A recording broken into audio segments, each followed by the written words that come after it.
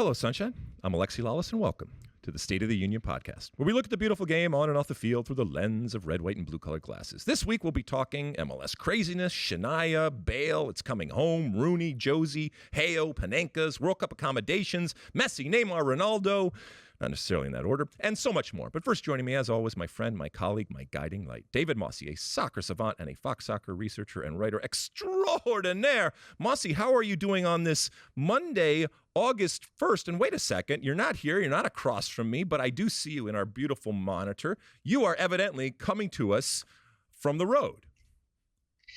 I come to you from New York City. I am visiting my parents. We have a little bit of a break here at Fox in terms of our production, so I snuck in a little trip home to hang out with my parents. Going well so far. Looking forward to it. Going to be here for the rest of this week. Now, listen, the whole trope of visiting your parents and the craziness that happens and all of that. What do you do when you go back to visit your family and your parents? No matter how many times I've been to New York, I still approach it like a tourist. We have lots of activities planned. We're going to take the tramway to Roosevelt Island. We're going to walk the Brooklyn Bridge, hang out in Dumbo. I'm probably going to go to the top of this summit, which is this new observatory that was opened late last year. So tons of activities like that. Might even sneak in a Yankees game. So you'd think it'd be my first time in New York rather than the 5 billionth, but that's just how I always approach it. And all these activities will be with your parents? Yeah. Awesome. Well, no, that's good. I love it. I love to hear that you enjoy spending time with your parents. That's not always the case for some people, and sometimes they just kind of do it out of a sense of duty. But if you can honestly enjoy having, spending time and doing these things that you're talking about, that's awesome. I love to hear that, and I'm sure that they appreciate having you back for any period of time, whether you're doing something or not. So, all right, well, enjoy that stuff. So you're not watching a whole lot then, if you're on the move and doing a bunch of activities, then, right? Yeah, the only new thing I have, this was highly recommended by my father, so I watched it last night. It's this Netflix documentary about Shimon Peres, former president and prime minister of Israel, narrated by George Clooney. Excellent 2-hour documentary. I can't recommend it enough. Fascinating man, and they did a very good job telling his story. Well, he was a fascinating man, and so here's the juxtaposition with yet another fascinating man who couldn't be on the more opposite side of the spectrum when it comes to a documentary. Hunter Moore, the most hated man on the internet. That's a new documentary out there on Netflix, and it is a wild ride into the making of this. I guess you'd call him an internet bully star, and just the the despicable nature of this human being who ended up doing a lot of bad things, ended up going to jail. Not spoiling it for anybody out there, but it is a fascinating look into revenge porn and the internet, and the this idea that it's a good thing to send naked pictures of yourself in any context ever. It's just a fascinating look into all of that. The other thing is another documentary about Shania Twain called "Not Just a Girl," and it's only an hour and a half. The Hunter Moore one is an episodal one. Shania Twain one is about 90 minutes, and it's for me and for with music meaning so much to me. It was just amazing to hear and see how she was, and this is probably not a fair word, but created and sold and manufactured. Now, what was amazing was to see how much influence that she ultimately had in cultivating that image and cultivating the sound. And it goes a little. I think it goes a little overboard in trying to establish that it all wasn't just Mutt Lange, her producer, that made this incredible hybrid of country / pop, and how it crossed over and went global. It takes a village, and it did for Shania Twain, and I think she appreciates that. But undeniable talent, and then a lot of the sadness when her voice went away. This incredible voice went away because of an illness. But it is a fascinating look into that period of music and this incredible superstar that came on the scene and took the best parts of modern country and fused them with pop in a way that just exploded on the scene and made her much more than a country star, made her just an international pop star, and how specific and strategic things were, and that she had a hand in a lot of it. So a wonderfully talented woman, and also an incredibly smart woman. So I recommend that one. Anything else, my friend? That's it. All right, don't bore us. Get to the chorus. You ready to light this candle? Let's do it. All right, let's do it. Where should we start? Plenty of MLS news, but also some Open Cup news. I think we should start with the Open Cup. You think? Yeah. All right. And listen, we don't like to take credit for too much stuff on this podcast, but we did have Sacramento Republic GM Todd Donovan on, and I think that gave the whole organization a lift to realize that they were State of the Union worthy, and they went out and promptly booked their place in the final by, after a 0-0 draw, beating SKC on penalties. Rodrigo Lopez with the winner. There was a Panenka in there. Great scenes. They're the first non-MLS club to reach the final since the Charleston Battery in 2008. They're looking to become the first non-MLS Cup to win it since the Rochester Rhinos in 1999. Incredible story. A wonderful story, incredible scenes. Malik Foster, the Panenka of all Panenkas, because it was not just right down the middle, but just not just the chip, if you will, that completely puts everything off, but the arc and the trajectory of it was just chef's kiss, just wonderful. And look, the balls that it takes in that moment, arguably the biggest game in this club's history, to send you to the final. Whew, my goodness. So hats off to the entire club for reaching the final. And there's going to be attached to it whatever it is that you want. If you want to use this as a referendum on USL, have at it. If you want to use it to show that MLS teams aren't as good as USL teams or aren't as good as we think, have at it. And I think Peter Vermes actually was very magnanimous after the game in congratulating Sacramento, but also recognizing that this is part of the romance of cups. Are these Cinderella stories? Are these upsets? And it can happen. It can't happen ultimately if you play a 34-game season. But in those one-off types of games, this is what we want to see. And that it happened against the worst team in MLS right now, it doesn't change the fact, it doesn't change the wonder and the romance of that moment. For Sacramento, does it have anything left in it, right? They got to go to Orlando and figure out yet another way to beat yet another MLS team. And it's going to be fun. I can't wait to see that game. So congratulations to Sacramento Republic for reaching the final of the U.S. Lamar Hunt Open Cup. And that final will be September 7th at Exploria Stadium. Orlando, this was somewhat surprising to me. They thumped the Red Bulls in the other semifinal 5-1, so they're flying heading into this final. So tall order for Sacramento, but they've already taken out 3 MLS clubs, San Jose, the Galaxy, and SKC, so I wouldn't put it past them to complete this Cinderella run. All right, where do you want to go now? Because there was all sorts of crazy action when it came to Major League Soccer. Who do you want to hit? It was kind of a feast or famine weekend in MLS. It felt like every game was either 0-0 or 4-4. Right. Right. It was why all don't we or start nothing. with the 4-4s? Yeah. Minnesota-Portland finished 4-4. Blanco and Amaria each with 2 goals. Minnesota stays unbeaten. They're near the top of the West. Portland, with this point, they move above the playoff line. They leapfrog the Galaxy, who lost 1-0 to Dallas. What did you make of this one? Well, first off, I was amazed at how wide open and furious the game was, because keep in mind that this was a day game, and ESPN and ABC they lucked out with all of these goals, but that it was happening in the midday sun, usually that slows down the game. And I'll be honest, I hate day games in any sport. I just think I would much rather watch a sporting event at night. I would much rather play a sporting event at night. So that this was a game in the middle of the day that ended up living up and surpassing billing between Minnesota and Portland. I think it was wonderful, and it just kept going back and forth, and big players coming up big, and Reynoso, and strange goals and controversy. It had everything that you want. It was a thriller. It was a drama, and that it ultimately ended 4-4. It's one of those games where it's a fun, exciting, entertaining, great game, even though nobody won.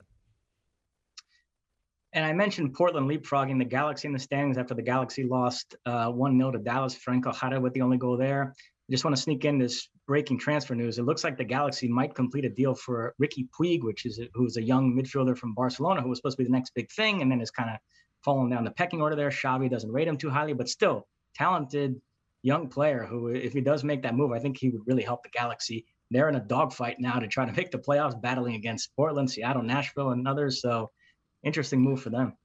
I mean, while he's not coming from Barcelona, the same thing could have been said about Cabral. Young, intriguing signing, that really wants to, light it up and needs a change of scenery. So I'll believe it when I see it. But, I mean, that they are doing something, that the Galaxy is doing something, that's great.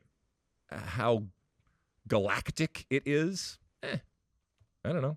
We'll see. We'll see. They need something, though. They definitely need something. All right, what do you want to go to? Down to Cincinnati? Yeah, the other 4-4 game was Cincinnati, Inter Miami. This was a tale of three strikers because Gonzalo Higuain had a hat trick for Inter Miami, including an incredible free kick for his first goal. And then for Cincinnati, 2 goals for Brenner, who continued his resurgence. And then 2 more goals for Brandon Vasquez, who's up to 13. He's the highest scoring American MLS. He leapfrogged Jesus Ferreira this weekend. A lot of talk about him with the national team, and I buy it. I expect him to be in that September call-up, and if he keeps playing like this, would not surprise me at all if he's on the plane to Qatar. Plane to Qatar, maybe. Called in for sure, because as we said before, if you're an American with an American passport, well, if you're an American, and I'm assuming you have American, well, you don't necessarily have a passport. If you're an American with an American passport, and you're scoring goals, and you're a man, yeah. Bring him in. So that's exciting to see him continue on. And I think Greg Berhalter would be derelict in his duty to not at the very least call him in and see if he ends up being one of those, as we've seen in the past, that just gets hot at the right moment, but in particular for a position that still remains glaringly empty or to be filled, shall we say, not necessarily empty. So that was good. I mean, by the way, Brenner and Higuain look like different types of players than we have seen in the past. And how about that Higuain goal? Holy mother of God. The free kick goal. He just smacked that thing into the upper 90. But listen, David Beckham's Inter Miami is going to David Beckham's Inter Miami. This is unfortunately what they do. And whatever hair that Neville has left in his head, I would think that he was pulling out. That they came back at the end, at the death, and were able to tie it, I guess congratulations. But that it even got to that point was nuts. And look, Cincinnati is a much better team than it was last year. I get that. But at some point, David Beckham's Inter Miami has to figure out how to defend and to finish off games. I will say you could go either way with that one because Inter Miami did lead 3 times, so they could be the ones kicking themselves over a draw here. But I was more frustrated from the Cincinnati side of it because you complete this great comeback. You're up 4-3. Yep. You're seconds away. And on then the road, allow an equalizer 90+7.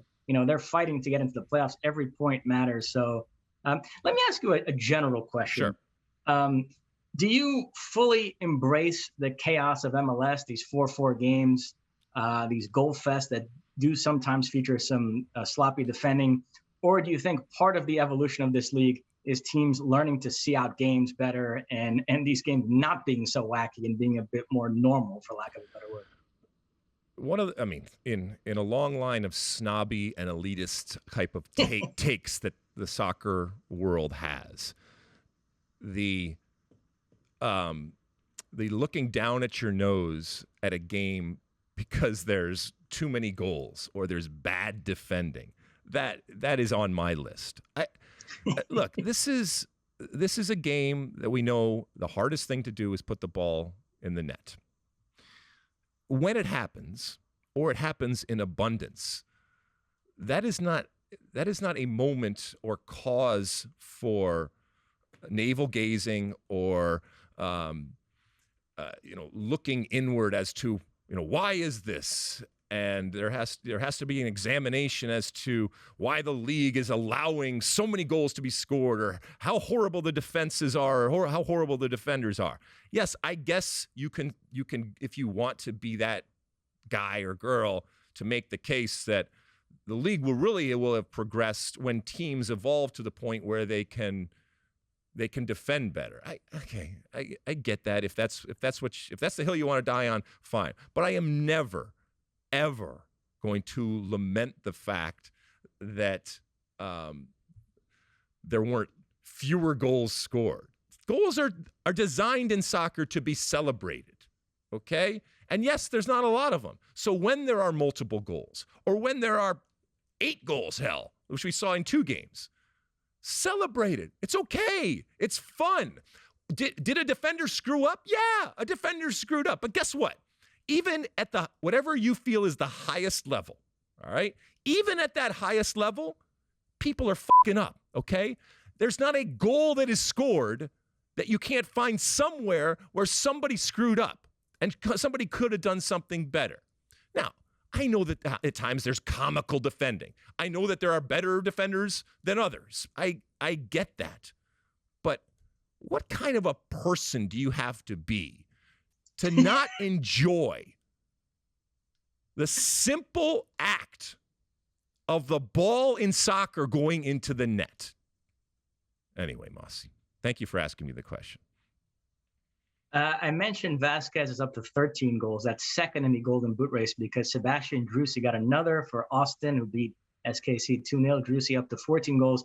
A lot of talk that he's the MVP frontrunner. I don't know if where he fits in your criteria. We know that longtime listeners of this podcast will know that you have a mathematical criteria each year that spits out who the MVP is. I don't know if you ran the numbers on Driussi, but just from an eye test standpoint, do you buy all the Driussi MVP talk? Yeah, I mean, I think I said it on air the other day that at least for the first half of the MLS season, I would have no problem. And actually, even a couple months into the season, I was talking about him as an MVP candidate. Now, an MVP candidate is different than who ultimately gets my vote, because as you mentioned, I have a strict criteria when it comes to what is the most valuable. We just talked about what's the most valuable thing in our game, putting the ball in the net. And so for me, it's only the people that put the ball in the net. And as a reminder, penalties don't count. It's only goal scorers. You have to make the playoffs. And it's not how many goals you score, it's how many different games you score in, because I think that I put a higher value on more games in which I know you are scoring in than just, a guy scores 5 goals in one game and then doesn't score for the next 5 games, something like that. So, but either way, I think Driussi is fairly and rightly going to be included in the MVP talk. He just might not win my MVP because of my criteria, but wonderful in the way that he's playing and in the way that entire team has kicked on this year to a whole nother level. And the wins that they are getting and the wins on the road that they are getting, that's kind of an anomaly just in general for MLS winning on the road, which we know is so difficult. But for a team this young to be able to find that secret sauce that enables them to go on the road, wow, hats off to Mr. Wolf and company down there in Austin.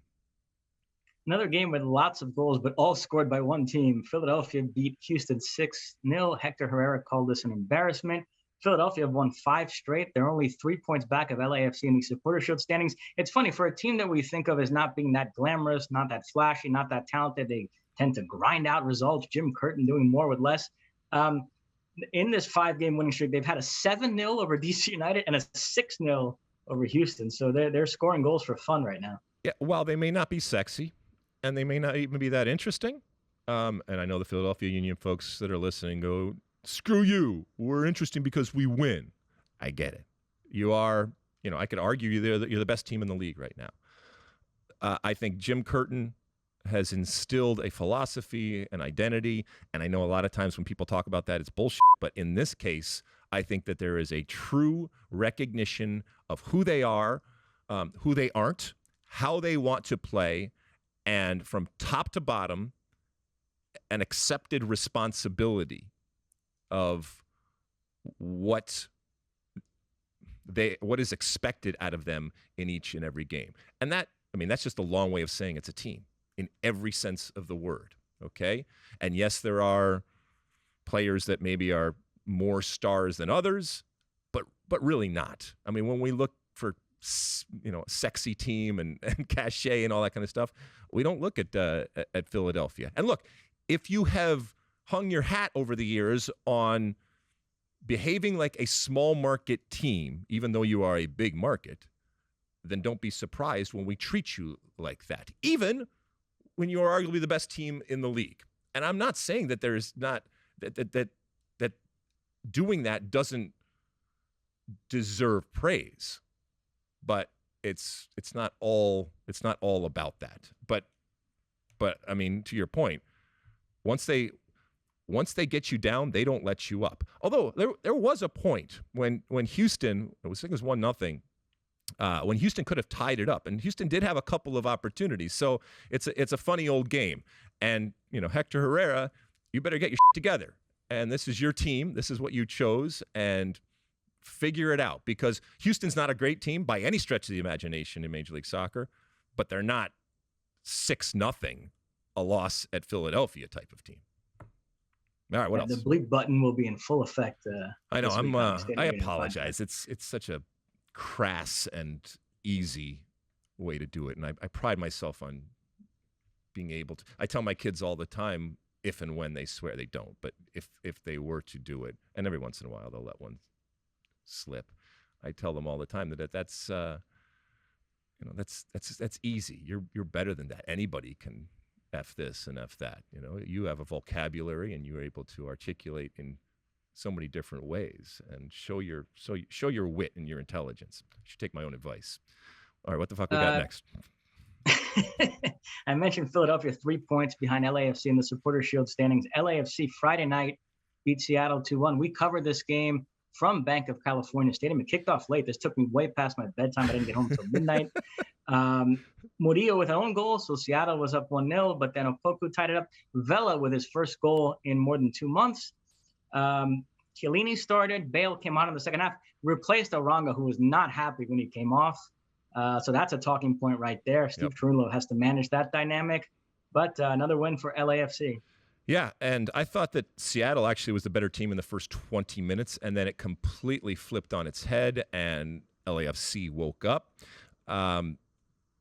This was an amazing atmosphere. It was great to actually be on site again, like we were last week in Dignity Health, in a very different type of setting over there at the bank downtown here in Los Angeles. It was fun. Listen, the Orango thing is not going away.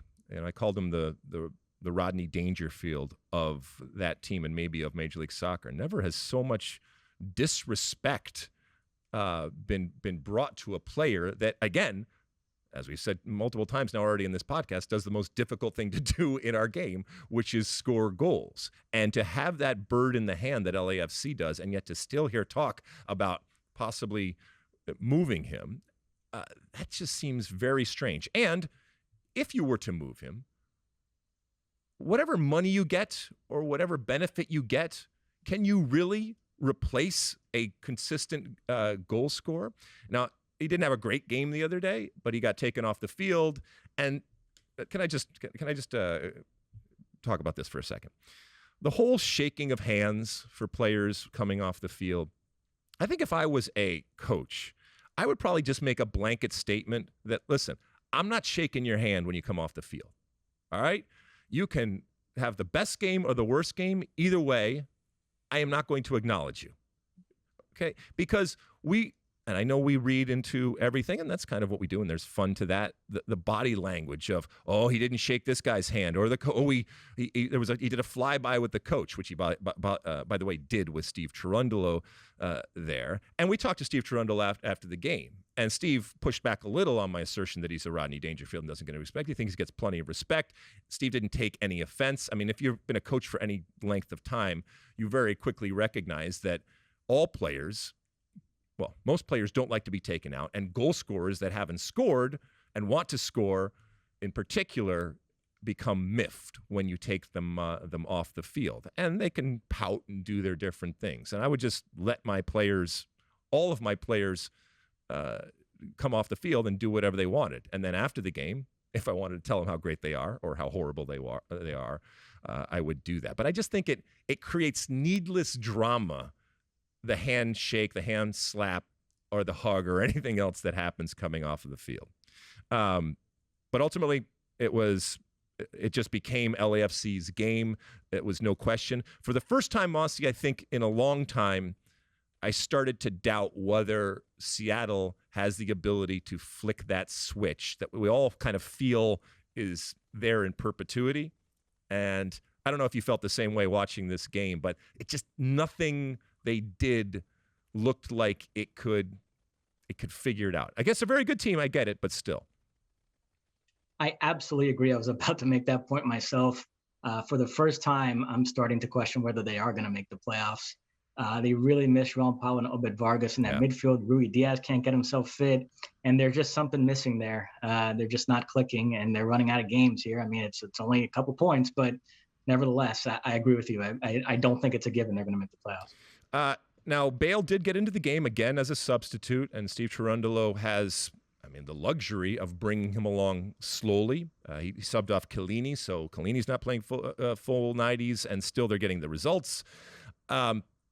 We interviewed Bale after the game, and I had never met him before. Obviously, you have an image and an idea of what players are, having seen them over the years. And I was struck by, for lack of a better word, his innocence, I guess. I don't know how genuine it was, but first off, I think he did genuinely feel excited about the prospect of playing in Major League Soccer and playing for LAFC. You could see that his head was still a little bit spinning. His family had just arrived.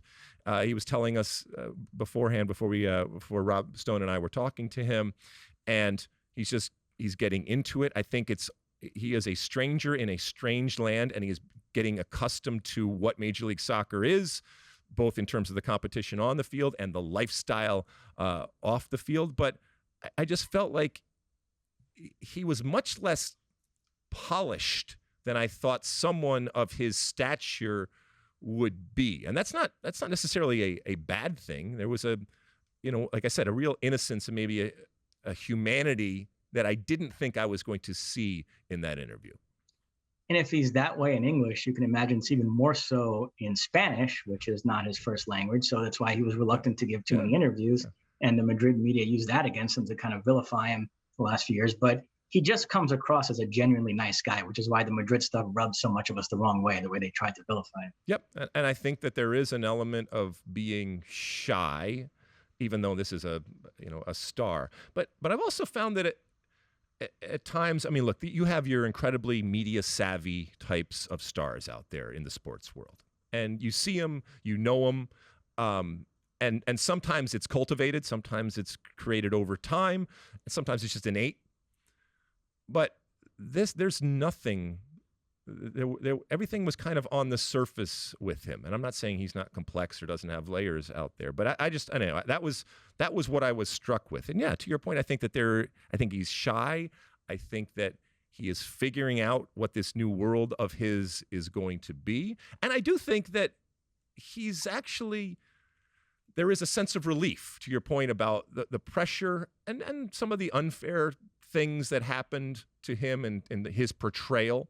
And look, you're responsible for oftentimes how you are portrayed. And if you're not ultimately really comfortable in that media setting, then you're going to allow external forces to define you. And that let the chips fall where they may. Ultimately, he's here to play soccer, and by the way, he is here to qualify to get ready for what I think is ultimately going to be the biggest game in his career. And that is, starting out leading Wales back to the World Cup for the first time since 1958 as the captain of Wales. By the way, first game walking out on that field against the United States in Qatar in November and December. And he could have gone anywhere in the world. That's how big a star he is. Plenty of opportunities to go in pretty much any league, I think, that he would have wanted to play in. And yet he chose the United States. He chose Major League Soccer. He chose Los Angeles, and he chose LAFC. And I think that says a lot about him, and I think it says a lot about the league and what he hopes to get out of it, because this is going to be, like I said, I think the biggest moment in an incredible career when he walks out captaining that Wales team in November and December. And I hope he stays healthy. I mean, yes, I want to win that game, and I want to crush him and Wales in that first game, but I do want him to stay healthy, and I do want him to get out what he seems to want over these next few months to prepare himself for the World Cup. What else, Mosse? Last game we're going to hit involving another legendary British player, Wayne Rooney, who made his managerial debut for DC United against Orlando. DC trailed 1-0 most of the game with Junior Urso with a lovely goal assisted by Pato, a Brazilian connection there. But then 2 goals in stoppage time, Durkin the equalizer, and Taxi the winner. Wayne Rooney magic, DC 2-1 winners. How about that one, huh? I mean, well, first off, Taxi, potential newcomer of the year, I would think, in what he's doing. I'm going to talk a little bit in my One for the Road later on in the show about being a great player and then being a great coach, and that transition, that difficult transition. I think we should also clean something up here, Mosse. I think it was last week or a few weeks ago, I had a go at Wayne Rooney for not coaching and sitting in the stands, and why isn't he down there? We come to find out that evidently it's some sort of work-related permit legal type of thing, which is why he couldn't actually be on the sideline at the time. And look, it's why that exists. I don't know. You probably have to go look it up and figure it out. But so I take it back in terms of, well, I don't take it back. I think it's lame if you're the head coach and you're able to be on the sideline and you choose to wait to go on the sideline. Evidently, that was not the case here with Wayne Rooney, in that he wanted to be on the sideline. And listen, we just saw what happens when Wayne Rooney is on the sideline, all right? Just the way he planned it, just the way he wrote it up, a come-from-behind win for DC United against Orlando in DC to give Wayne Rooney his first win officially, because he was allowed legally to be on the sideline as the head coach of DC United. So congratulations to him and DC United. Anything else, Mosse? That's it. All right. Let's see. We're going to take a quick break, and when we come back, we got all sorts of interesting things that are happening, including, potentially what is being talked about as a seminal moment in the game. Don't go anywhere. All right, we're back. Mosse, I don't think we buried the lead, but this was big news around the world. Congratulations to our friends over there in England for bringing it home, I guess, as the case may be, right? England beats the Germans in the final of the Euro 2022 in a sold-out Wembley, close to 90,000 people, which evidently is a record for men's or women's in a Euro final. They beat them ultimately in extra time. Look, the result was great for England. I don't think in totality it was a great game. As a matter of fact, first 90 minutes or so were, first 45 for sure, were really kind of boring and cagey, which can happen in a final. Germany squandered some really, really good opportunities. England goes ahead. Germany comes back, and then we go into the extra time, and England finds a way to get the winner from Chloe Kelly, and they do what so many England teams, men's or women's, have failed to do, which is win a trophy and title and, in essence, bring it home. Thoughts in general, first off, on this match?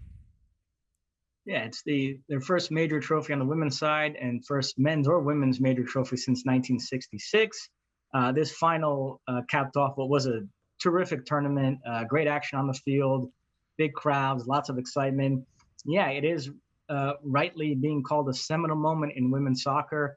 You mentioned Chloe Kelly scored the game winner. She did the Brandy Chastain celebration, taking off her shirt. And lots of people are making that comparison that this tournament will have the impact on women's soccer in England that the 1999 World Cup had here in the United States. Do you buy that? I do. And by the way, this will be a good time to plug something that's going to show up in your feed here in a couple of days, an interview with Heather O'Reilly. And we did talk to her about this game. We talked to her about the potential for it to be a seminal moment. I think it's interesting in this day and age of, technology and immediate information. There is this desire, and I get it, this rush to make it a seminal moment. That this is it. This is what's going to happen. Well, you don't necessarily know. Okay, yeah, you hope, and even in the moment. I mean, we can talk about 1999. And we look at it now in a very different type of lens as to how important it was. I'm not saying you don't feel something in that moment, but you're also realistic as to it can go a bunch of different ways, and the circus leaves town and all those different things that have happened. I do think that there was a genuine feeling in this moment that this was going to help kick on and propel the women's game, in particular in Europe, to new levels, which, by the way, it's already been in a rapid ascent, and more resources and more attention is being paid. But to have this type of moment where everybody celebrated the game, not just the women's game, but the game, and from an English perspective, to have the women's team do what the men's team has failed to do, and all of that type of dynamic going on. Yeah, I mean, I think that this is going to be looked on as a very important moment. Is it going to be the moment where everything changed?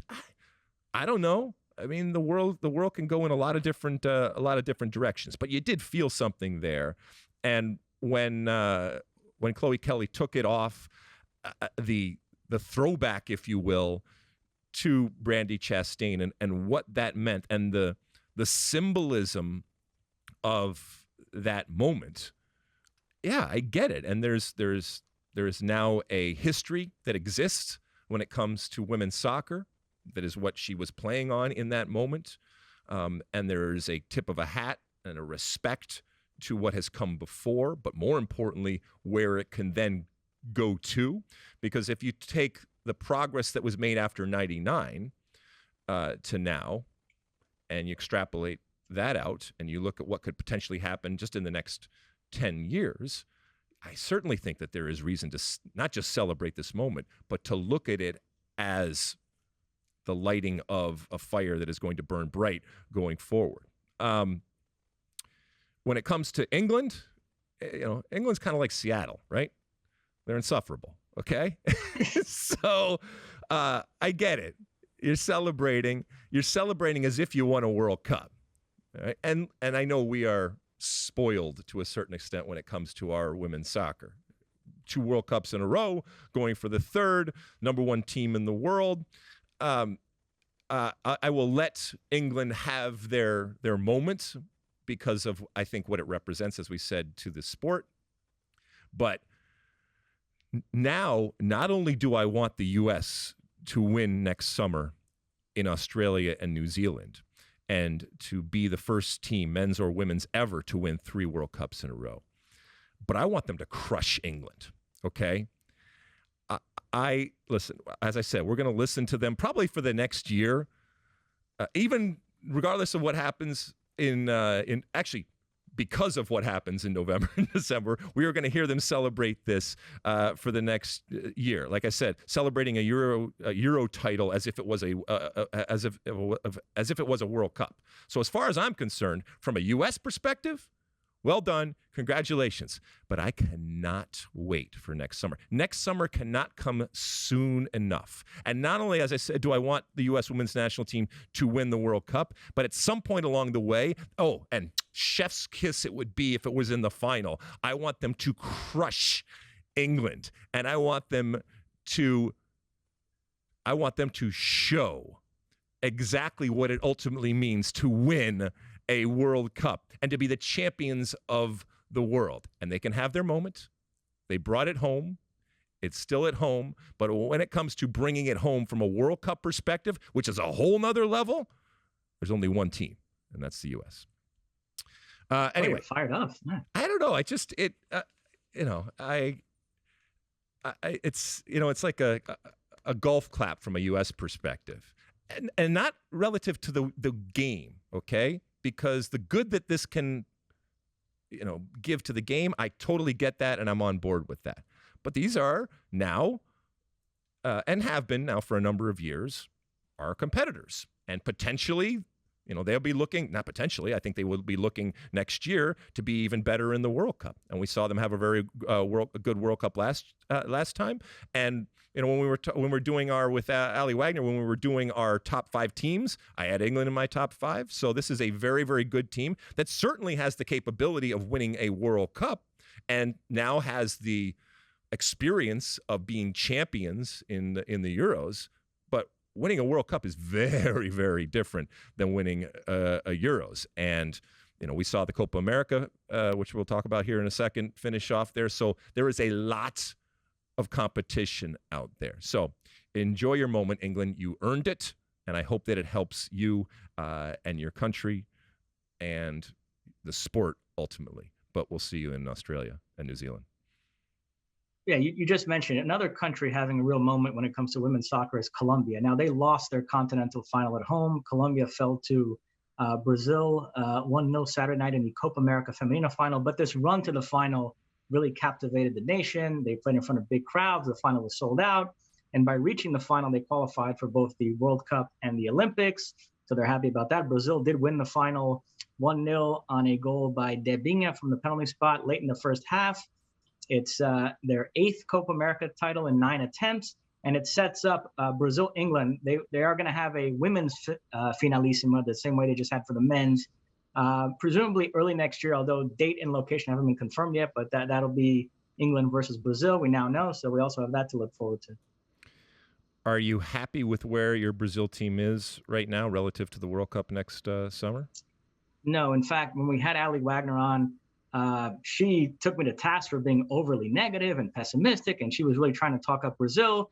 And then she called Brazil's semifinal match against Paraguay. And by halftime of that game, she got in my ear. I was in the control room. She was calling the game.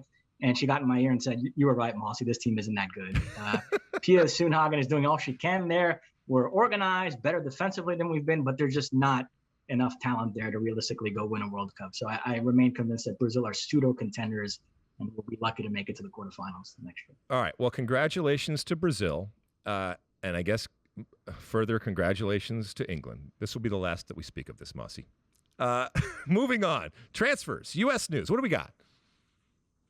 Some bad news on the U.S. men's front. Weston McKennie is going to be out a month with a dislocated shoulder. Remember, he missed a lot of time late last season with a broken foot. We're just over 100 days away here from the World Cup. How concerned are you about Weston McKennie's fitness? I mean, he's a starter for me, and I think for most people out there, not even a question. But again, everything is qualified when you talk about this national team with, well, if he's healthy. And Greg Berhalter, look, you can agree or disagree with him, but I think you can respect the fact that for basically since he took over the team, he has had to shuffle. And yes, he has had the benefit of depth and a lot of talent, but rarely has he had everybody healthy and there.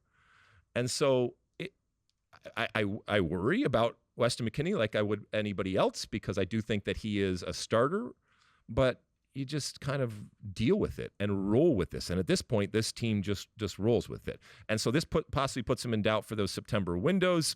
Dislocated shoulder, you never know. It's like a toe. You never know how much you use it until you actually hurt it, and then you realize how much of your general movement involves that and how painful it can be and how it can inhibit you. So it doesn't look like he's doing anything other than just resting and rehabilitating, which is good, coming off of that fifth metatarsal injury that he had.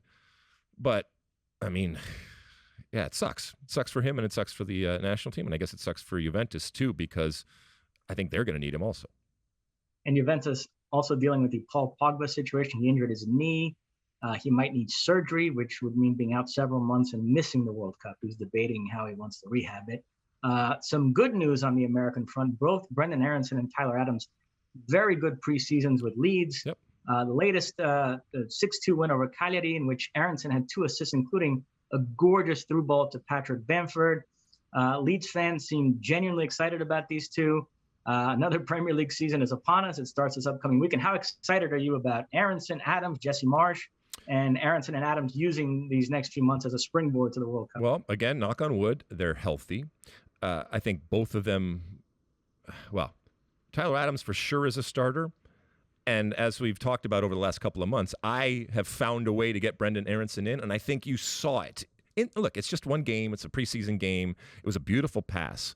But I just get the feeling that Brendan Aronson is one of those people, and you've met them in life, where not only do they smell and recognize opportunity, but it is like catnip to them in that they are drawn to it and that they have that innate ability to make the most out of it.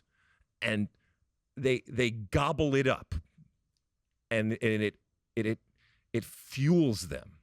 And there's plenty of that shy away from that, or they're intimidated by something like that, or it takes them time. I just get the feeling that Brendan Aronson, you put him into a situation, and a step up, if you will, and the dude is just an incredible chameleon in that he will become whatever is needed for that to make himself look good, to make his team look good, and as I said, to eat it up to his advantage. And I think that's what you saw in that moment. Again, got to stay healthy going forward, but wonderful vision, wonderful industry, if you will, because it starts way in the back, and they're working and they're defending, and then the transition and the movement up there. But yeah, I mean, I'm excited because it involves Americans playing in the Premier League. It involves Americans coaching in the Premier League. And it involves players that I think we are going to see a lot of come November and December in the World Cup. On the transfer front with Americans, we've talked plenty about this move, so we don't have to revisit it, but It is now official. Gabriel Slonina is headed to Chelsea. He'll spend the next few months with Chicago. One move that did get my attention, Josie Altidore loaned from New England to Puebla in Liga MX. 1 goal in 17 games for Josie this season with the Revs. I'm actually surprised how much of the discourse around this move has still been U.S. national team centric. There's a thought that Josie's going there to try to play regularly and score some goals and try to earn a place on the plane to Qatar. I went into this year still thinking there was a chance because that center forward spot is so wide open, and Josie, given his pedigree, if he plays well, it's such a young team. Berhalter, I think, does want to sprinkle in a few veterans, but I'm sorry. I mean, he's had a great career. I don't want to be too hard on him, but watching him the past few months with New England, I think that ship has sailed. I mean, do you still buy there's any chance for Josie Altidore to go to this World Cup? Thank you, Mosse. Okay, how do I start? Serenity now. Years ago, when Greg Berhalter took over, and I was asked to give my list of strikers, right? I put Josie Altidore at the top. And I remember having heated conversations with people, questioning in disbelief how I could possibly have Josie Altidore still as our main striker. And I very calmly, and I think quite well, explained my position in that at that moment, there was nobody better. That's not a good thing, but it's just the reality that Josie Altidore in that moment was the best that we had until something better came along. Now, however many years later, 4 years, 5 years later, the fact that there is even a conversation that Josie Altidore should be starting for the national team based on the potential of him going down to Mexico and scoring goals blows my mind.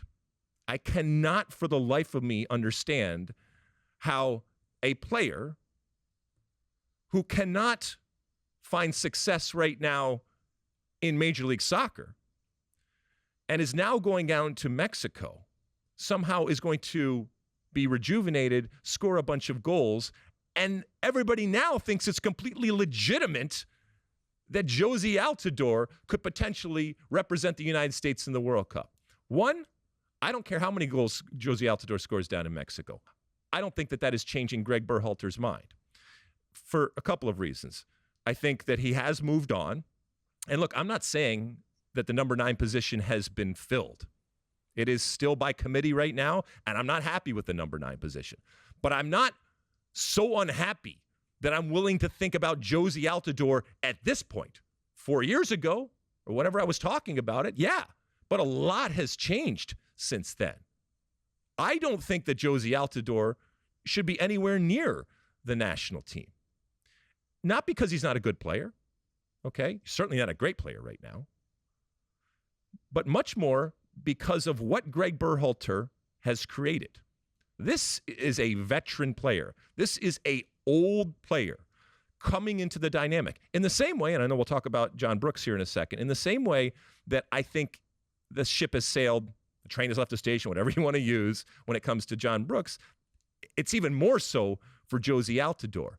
In particular in this national team, which has hung its hat on being young and being inexperienced and having that youthful swagger, who ironically, which ironically is what Jozy Altidore's now former coach, I guess it would be Bruce Arena, has said so much about when it comes to the international game. It is a young man's game. It is a young woman's game. Yes, it is. And so I don't think, regardless of what happens down in Mexico with Jozy Altidore, that it is prudent to have Jozy Altidore with the national team going forward. And I don't think, as I said, regardless of what happens, it is going to come to fruition that he comes back to the national team, let alone is on that plane to Qatar. It was interesting when we had Berhalter on. You brought up the U.S.'s struggles in developing center forwards when they're having so much success at other positions developing players. And yeah, Berhalter acknowledged that it's an issue and said he doesn't have an explanation as to why that is. So I thought that was an interesting moment. But right now, this is before Mexico happens. If you were to ask Greg Berhalter to name players, if he just did this honestly, right? Not that he's not honest, but he's not going to slam anybody. But again, if this was off the record, if you asked him to name players strikers out there that he thought were better than Jozy Altidore, I mean, he would run you through the list. He would go through, Dike, Jesus Ferreira, Pifok, who are the other? Pepe. It would just go on and on and on before I think he ever even got close to coming to Jozy Altidore. And I get it. I understand that. It's a very, very different time and moment right now. And this isn't throwing the baby out with the bathwater. This isn't looking a gift horse in the mouth or anything like that. If Jozy Altidore goes down there and starts scoring goals, I think it's much more about this team dynamic. Is it perfect? Is it ideal? No, but what he has created, I'm talking about Greg Berhalter right now, I think it is still very fragile. And I don't think that someone like Jozy Altidore is not Robert Lewandowski or even Zlatan for that matter. And so I think the risk far outweighs the reward if you were to have Jozy Altidore. All right. Wow. There's a lot of Jozy on this show. A few games I want to run through that took place in Europe this weekend. Ronaldo finally reported to Manchester United and made his first preseason appearance, played the first 45 minutes in a friendly against Rayo Vallecano. I think there's some resignation on his part that he's going to end up staying at Manchester United this season. And I have to say, he looked in good shape and played pretty well. So, I mean, he's going to score goals, and I think all will be forgiven. Okay. I mean, why do we have to go through this drama? I mean, I like it from what I do in my position, and it creates great content. But what are we doing here? I don't know. I listen. If he's back, great. And I think that whole narrative of him leaving to play Champions League to then come back in the future, I think that would have been problematic. So if he is going to be part of the rebuild and part of the process of getting Manchester United back to the Champions League, whether he ends up benefiting from that later on or not, I think that there's a altruism almost, if you will. Not a pat on the head type of thing, but hey, he's going to do something that ultimately will benefit the future of Manchester United, even though it might not benefit him. And I think that there's some value and there is some honor in doing that. Staying in England, the Community Shield was played on Saturday at King Power Stadium in Leicester, mind you, because the Women's Euro final was at Wembley. Liverpool beat Manchester City 3-1. Trent Alexander-Arnold with a deflected shot for the 1-0. Young Argentine Julian Alvarez came off the bench to equalize for City in the second half, but then Mo Salah from the penalty spot. And Darwin Nunez, who came on in the second half and played well, he gets the third.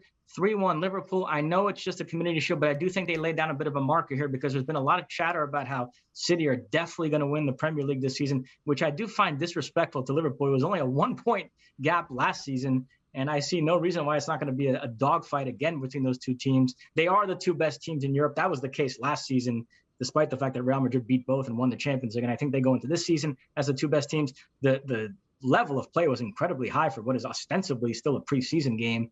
So I think both teams are locked and loaded. What were your overall impressions on this game? Well, congratulations to Liverpool on winning the single. I mean, it's a glorified friendly. Okay. I mean, again, am I going to read that much into it? No. But in this back and forth, which we think is going to continue to be Liverpool-Man City, and I think you mentioned it, to your point, there was at least the notion that Man City had improved in a much greater fashion than Liverpool, and maybe even some that said Liverpool would have dropped with with the ins and outs that they have. So to have this, look, all I'm saying is that I think that this was much more important for Liverpool going forward than it is for Man City going forward. So, and Erling Haaland is going to score a bunch of goals, and he had a bunch of different chances, and he's still figuring out his new team in a new league, in a new country and culture, and all that kind of stuff. But as we said before, fundamentally it changes the way that Man City plays, and so they're also having to adjust to now having an actual true number 9 that plays the position in a much more traditional way. Yeah, I think it will be a little bit of an adjustment, but they'll be fine. I know Holland had a shocker here, and some English pundits are already having a field day with that because there's nothing they love more than big-name player coming from another league struggling in England. So there's already a lot of, maybe he's not that good. Maybe it was just because it was the Bundesliga, which I find to be nonsense. I still think he's going to score a boatload of goals. Look, even on a day when, as you mentioned, he really wasn't clicking with the rest of his teammates, he still ended up getting a couple of clear chances that he usually puts away. Exactly. If he had just been completely innocuous and nothing, we hadn't seen anything, I would be more worried. But he's getting chances and he's creating chances. All right, what else? Former Liverpool star Sadio Mane scored for Bayern. They beat Leipzig 5-3 in the German Super Cup. Crazy game. They ran out to a 4-1 lead, looked to be cruising. Leipzig cut it to 4-3, but then Leroy Sané at the death iced it for Bayern. So they pick up another trophy there. So Bayern Munich won? Yes. Okay. I'm surprised. And PSG won the French Super Cup, beating Nantes 4-0. This match was actually played in Tel Aviv, Israel. Mbappe did not play. Messi and Neymar did, and both scored. Messi got 1, Neymar got 2. One of Neymar's goals was off a delightful free kick, which I was talking about this with my dad. You don't see a lot of those goals anymore. It's become kind of a lost art. I mean, when Neymar scored that goal, I almost thought, oh yeah, that's what those look like when a player, bends one into the corner like that from a free kick.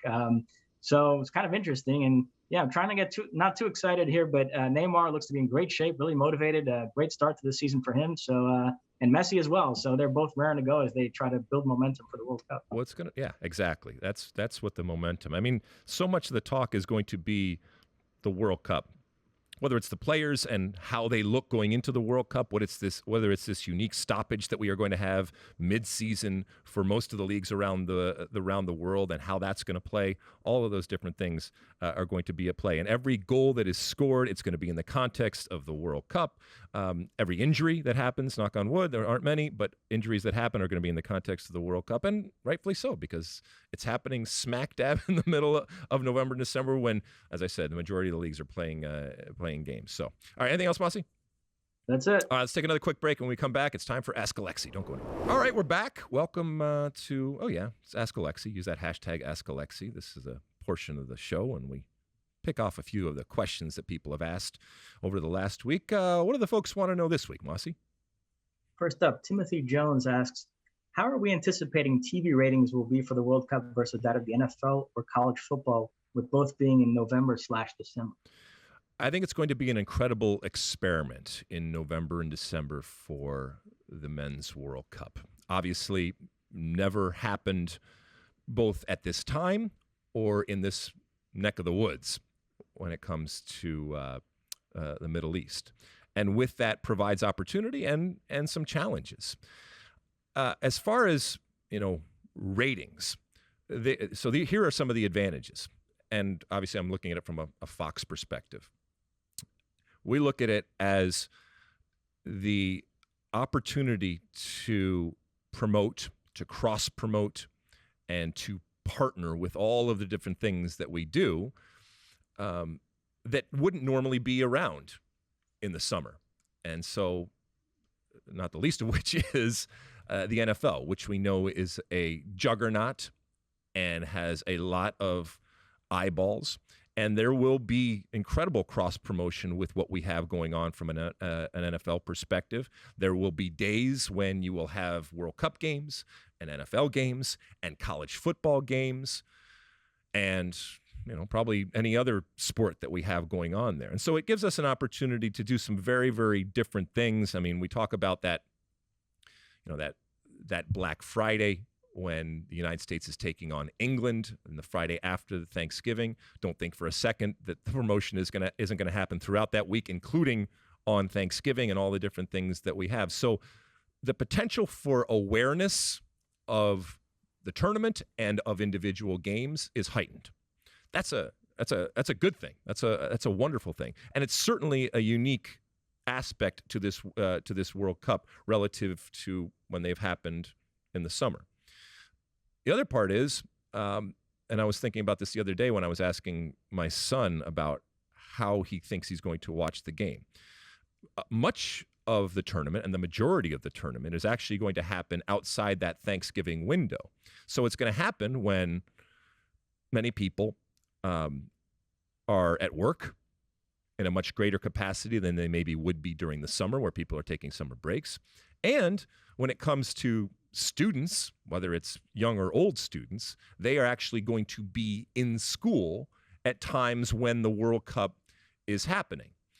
And, that can be a challenge. We know in this age of technology, people and their laptops and their iPhones and everything like that, I think that that's going to be the way that this is going to happen. But again, we have no comparison, so we don't know ultimately what it's going to look like when people are knee deep in November-ish type of work, which is a very different type at times for many people that work schedule than it is in a June, July type of moment. And as I said, the students there at school, how are they going to access and will they access it? So ultimately, that's a long way of saying, I think that there are great advantages and opportunities that if we maximize, will blow things out of the water in terms of the numbers that we see. Keep in mind also, because of the time change, and we've had this in the past, you're going to have games that are happening very, very early in the morning and incredibly early in the morning when it comes to the West Coast where we are out here. There's nothing you can do about that, and we've seen that happen with World Cups when they've happened in other places in the world, including even last Men's World Cup, or over in Asia and different places. And so there will be that element of getting up in the middle of the night and doing all of that. The final thing I'll say is the outdoor watch party effect that has been so much part of the culture is going to be more difficult because of the time of year and the reality of the weather that may be going on there. And it's just not in the summer when it's much more feasible to have these type of festival types of atmospheres. I'm not saying it can't be done. Much of it will have to be indoors or really, really strategic as to how and where the outdoor types of things that happen. But I mean, we saw it become viral in terms of, these watch parties and people outside and screaming and yelling and doing all that kind of stuff. That's going to have to change a little bit going forward. But all in all, yeah, I'm excited about it. I think the TV ratings will be higher than we've had in the past. I think ultimately this is going to be a good thing. What do you think, Mosse? I can tell you there's a stretch that Fox executives are salivating over from November 24 to November 26. November 24, we have Giants Cowboys Thanksgiving Day. Friday then would be England, United States, the World Cup. And then Saturday, the 26th, my beloved Michigan Wolverines go to Columbus to take on Ohio State, a game of great interest to me and to your wife. Yes. So that is quite the 3-day stretch. Giants, Cowboys, England, USA, Michigan, and Ohio State. Awesome. Yeah, it's going to be good. So thank you, Timothy, for asking that. What else we got, Mosse? And by the way, that November 26th, I believe Tennessee faces Vanderbilt. I've done my research. We have a new member of our team, and he is evidently a Tennessee Volunteers fan. So we'll have some fun with that. I'm not expecting much from them this season. They're coming off a 7-6 campaign, so kind of irrelevant right now. But all right, what else? Next up, at Soccer Thoughts. This is in reference to the U.S. national team, mind you. He asks, it looks like the team managed to get a hotel on that island thingy. What he's alluding to is there's an article that came out about where the U.S. national team will be staying during the World Cup. They're staying in a man-made island called the Pearl at this 5-star resort that looks absolutely incredible. They have all the amenities you could think of, the limousine service, take them wherever they want to go. And I know this brought back memories for you of the chateau in France that you stayed at in 1998. Yeah, so from a strategic perspective, it's fascinating to see how the teams decide and where they decide to stay. We just mentioned in the last question about how unique this World Cup is going to be. Obviously, it's going to be very unique, happening in Doha, and everything happening in one city. And so very quickly, the places, whether it's the hotels or the training facilities, got gobbled up. And there was really, you had to be on the ball, and you really had to be in the know in terms of getting it. I think the U.S. lucked out, if you will. Not lucked out, because it was, like I said, strategic. But this is a beautiful place. Last time I was in Doha in December, we went and had dinner at this actual resort that the U.S. is going to be staying in, and it's gorgeous. There's a reason why it costs so much, because it has everything that you would possibly need. And I know Greg Berhalter, having talked to him, really wanted to make sure that the amenities provided this team with everything that was going to sustain them for the entire tournament. Because keep in mind, in previous tournaments, you're going from place to place to place, and so you can get a little stir crazy if you're in the same place. And so I think no expense is going to be spared. They are going to be treated incredibly, incredibly well. But they are also going to be in it. And I think that's important. So you mentioned in 1998, and I'm not blaming our results on this. It was just, part of the experience. We stayed in this incredible, gorgeous, picturesque, historic place, the Chateau de Pizet, outside of, in the countryside in France. But it was away from everything. And it was by design. The problem was that we didn't even realize, it was very difficult to absorb and realize that a World Cup was going on. I think that that's not going to be the case here for the U.S. And I think I tweeted it out last week because somebody put together a pretty cool graphic of where everybody's staying. And most of the teams are staying within Doha. I think Germany has a satellite type of place that they're staying because they're Germany, and that's what they do. But that can be dangerous, I think, because one of the things in 1994, for example, that our coach then, Boro Milutinovic, he wanted us to feel that a World Cup was happening around us.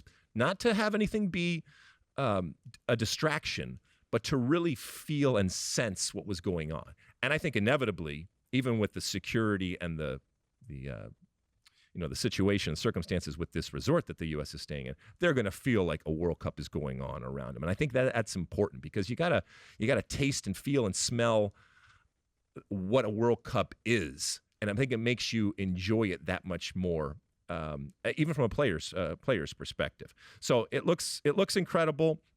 Ultimately, the cost is the cost, and you can say it's right or wrong. Does it give them a competitive advantage to Soccer Thoughts' question here? Not necessarily. There is this kind of looking at others and, hey, this team's staying there and this team's staying there. And there will inevitably be the stories of, did you know that a bottle of water in this hotel costs this and this hotel costs this, and this is, the most expensive suite and here and there. And there will be people that will try to get in and give a much more in-depth type of look as to what's going on. And that's That's fine. That comes with the territory. But I don't think that staying at this beautiful resort is one, wrong, or two, it gives the U.S. any more or less of an advantage over anybody else. You want to be comfortable, especially since you're not traveling anywhere else, and this is going to be your home for as long as hopefully you can stay in the tournament. And for the U.S., who knows how long that is going to be, but you got to plan for that. All right. Anything else? Finally, at Joe Valina asks, John Brooks, ... when does he arrive in MLS? And I have to say, someone tweeted at me recently asking if I had any information on where John Brooks would end up, and I had to confess I didn't. I'm actually surprised that he's still out there and nobody's picked him up. But yeah, you wonder about an MLS team maybe. Would John Brooks be a good MLS signing? So why would an MLS team pay him the money that he wants? And part of the situation right now is that he wants a certain amount of money, and I get it. He's played a long time, and he has a level of compensation that he expects. But just because you want it doesn't mean you're going to get it. Would he be good for a team in MLS? Yeah, I mean, he's been relatively healthy, and Greg Berhalter's reticence and worry when it comes to John Brooks is that he can get caught out, especially when there's a high line in terms of what's behind him, and that certainly happens to any slower type of defender and an older type of defender. That could be a problem. But we just saw Chiellini, for example, signed to LAFC. So could he come to MLS? Yes, I think it's going to come down to this is not a person that is necessarily coming home, okay, in terms of his upbringing. And so while there will be others that kind of grew up in the United States and within that culture, that it might be much more of an enticement to come home. I'm not sure that that's something that he wants to do, especially if he has to take a pay cut. And I think he's just waiting around for someone to get desperate to throw him the type of money that he wants. But to your point, that he does not have a team right now is very, very interesting and or strange. Anything else, Mosse? That is it. All right, We're going to take another quick break, and when we come back, it's the end of our show, and I'll give you my one for the road. Don't go anywhere. All right, we're back, and it's the end of our show, and at the end of our show, I give you my one for the road. Before I do that, I just want to remind you about our call line, the State of the Union podcast hotline, which is 657-549-2297, 657-549-2297. Mosse, quick order of business here before I get you my one for the road. For those that have listened to us over the years, you will know that we have gone through a litany of producers, and it comes with the territory. It's just part of the business. People come in and out, and we've been, to be honest, very, very fortunate in terms of the people that we have worked with, all the men and women that have come through and ultimately built this show and made it better. And nobody has come in and made it worse, or nobody has come in and been a problem. We are saying goodbye to Luis Aguilar. Many of you have heard him and heard of him through the last few years, and I want to personally thank him for everything that he has done to make this show better, and his work ethic and his personality. Each and every week, putting together this show, like I said, has enabled us to grow and to be better. And so, again, we were incredibly fortunate to have Luis through the last few years take us through, a difficult 2 years for anybody. And yet he always did it with a smile. And we wish him all the best as he goes forward in his career and his life. And he will always be a friend of this show, as all of the people that we have worked with are. But one person goes out, and next man up, next woman up. In this case, it's a man, and we want to welcome Sean Sullivan as our new head of ceremonies when it comes to the State of the Union podcast. We may let him on air at some point. We don't know. We may let you see him at some point. We don't know. Let's be honest. He's got to kind of work into that, right? Right, Mosse? But so far, so good in that you are hearing this and seeing this right now. And if you have any complaints about anything that happens, make sure you address it to him. I'll put out his social media information so that he can figure that out. But anyway, we welcome Sean to the State of the Union podcast family. Anything, Mosse, before I give you my one for the road? Well, Sean is the Tennessee Volunteers fan I alluded to in the previous segment. I hope he knows this is the hottest seat in sports media. We run through producers like Mexican clubs run through managers. But yeah, welcome to Sean. And yeah, farewell to Luis. Love that guy. Wish him nothing but the best. He did a great job. We're going to miss him, but I'm sure he'll do great in whatever the next step in his career is. He will. All right, my one for the road this week. I told a story last week about going to Ecuador, and so I'll tell another story about the 1900s when I was playing, and it comes on the heels of, as we mentioned earlier in the show, Wayne Rooney getting his first win for DC United, and the difficult adjustment and trick that it is to go from a player, and a great player, sometimes a legendary player, into being a manager. Many years ago, when I first started with Major League Soccer, back in 1996, the first year of the league, I was a player for the New England Revolution. And everything was new. We were putting together teams for the first time, and what they looked like in terms of personnel on the field, what they looked like in terms of the brand off the field, and we were hiring new coaches. And coaches came from all different places and walks of life. And obviously you had players or coaches who had played maybe in the NASL or played previously in the US, coaches who were coached in college. And then you had international coaches. And the powers that be at the New England Revolution decided to hire a new coach, in that this was his first head coaching gig, by the name of Frank Stapleton.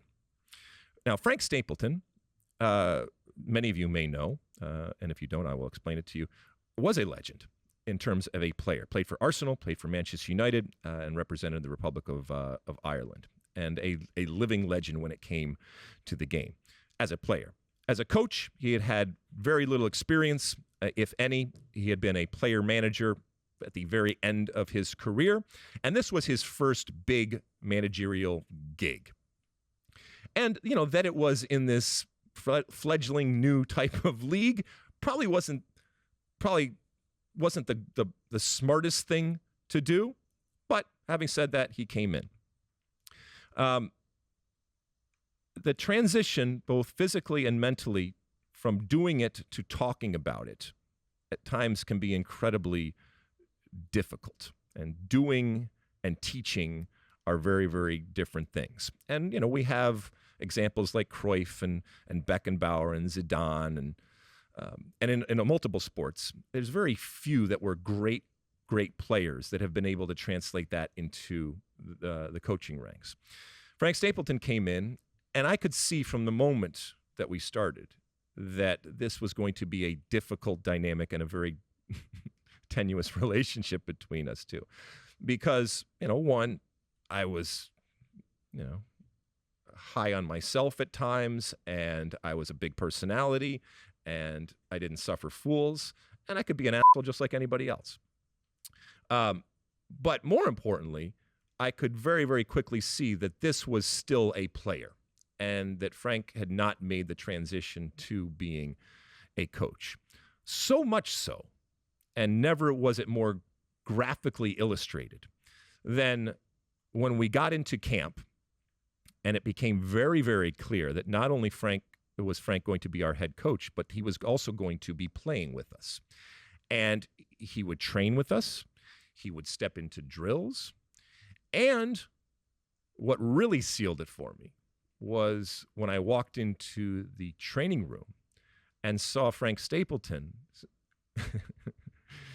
going ahead of other players to get his ankles taped in order to go out and actually train on the field.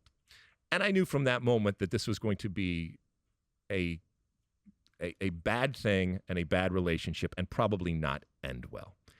And it didn't.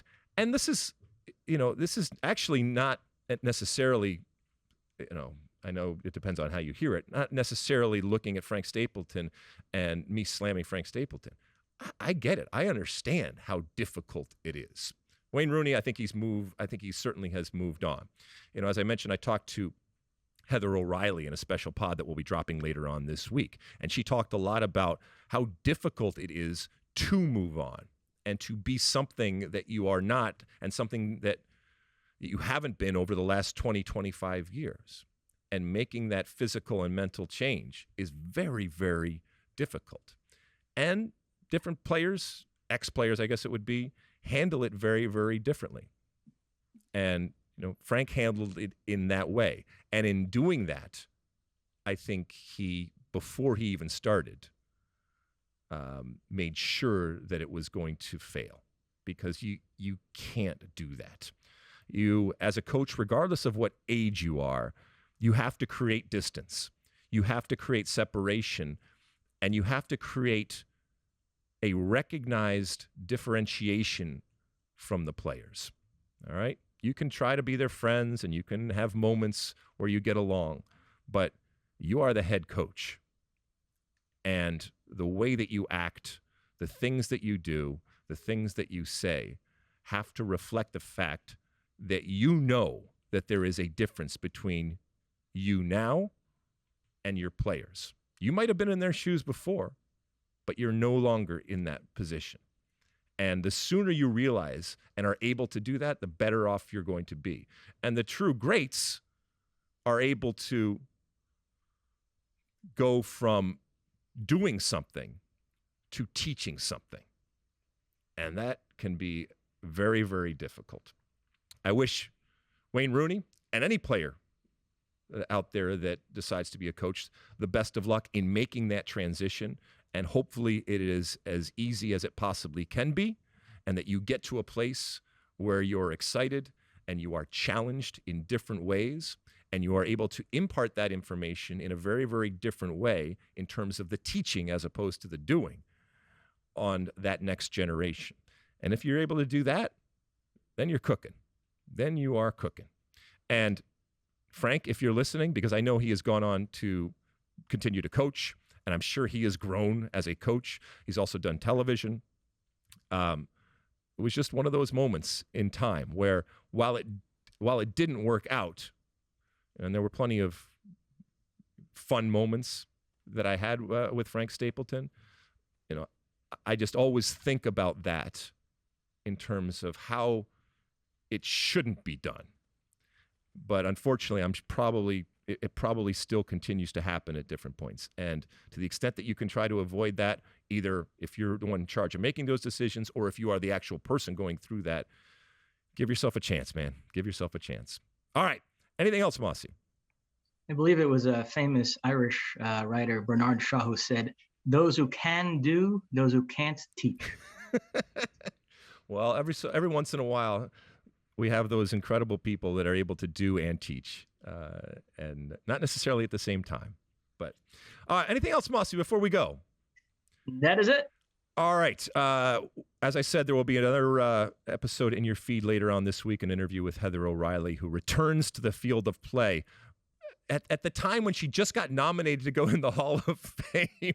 Then she comes out the same days and says, "Not so fast, I'm going back to playing." So believe me, she's a first ballot Hall of Famer. That's not a question further on down the line. She's going to have to wait before she actually gets that jacket and goes into the Soccer Hall of Fame. All right, we'll see you same time, same place next week here on the State of the Union. Again, send us your questions, comments with that hashtag #AskAlexi. And if you want to call us, 657-549-2297. That's 657-549-2297 on our State of the Union podcast hotline. Review, rate. And I will say, there are already people that have gotten to me that have resubscribed or changed their subscription that I mentioned last week on the Apple podcast. Thank you so much for doing that. I really appreciate that because it just makes it a whole lot cleaner. And so we've migrated over, and thank you very much for those on Apple that did that. I know that was an extra type of move, but that's really, very cool of you to be able to do that. It means you care, and we care that you care. We'll see you next week. And until then, and as always, size the day. You like that clip? Well, my State of the Union podcast drops every week. Subscribe now on Apple Podcasts, Spotify, or wherever you get your podcasts.